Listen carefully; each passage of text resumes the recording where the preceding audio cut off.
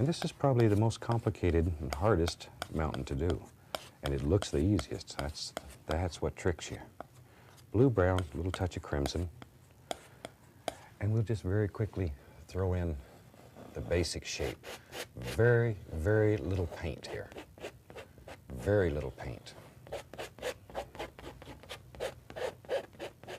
And really push it into the canvas. Okay, now with a large brush, I'm just going to take and pull that down, just to take off all that excess loose paint and to blend the color out on the canvas. There we are. Now we'll take a little bit of the titanium white, pull it out very flat. Tiny, tiny, tiny little bit of paint. And just begin thinking where you think light will strike this. Almost no paint on the knife. Very, very little. Just where you think the light will strike. There we are. Maybe a little bit over in here.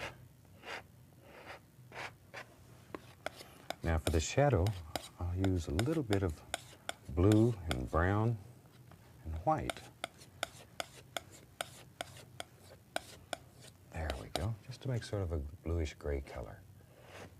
And then we could lay some of that in.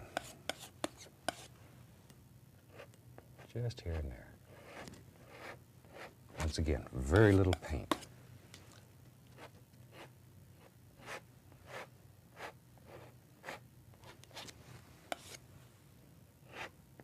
There we are.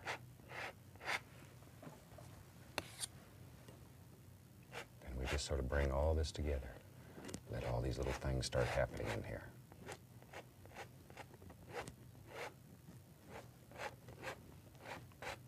And when you're doing this at home, you can put all kinds of little details in here. They sort of get upset if I go over 30 minutes here and yell at me a lot, so just want to give you a brief idea of how this was done. Okay. Now, maybe there's a little something that plays right along in here. Just like so. And you can put these little peaks and stuff wherever you want them.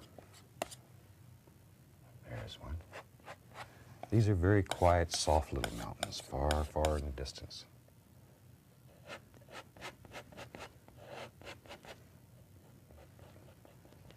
Okay. Maybe a little shadow right in here somewhere. Now, with a clean, dry brush, I'm going to just tap the bottom here and diffuse it. Don't want to destroy it, just diffuse it. And just like in all the other mountains we've done, always follow your angles. And then lift upward, still following the angles. Most important that you follow those angles. And just bring all this together. And that gives us a nice little ridge of mountains back here.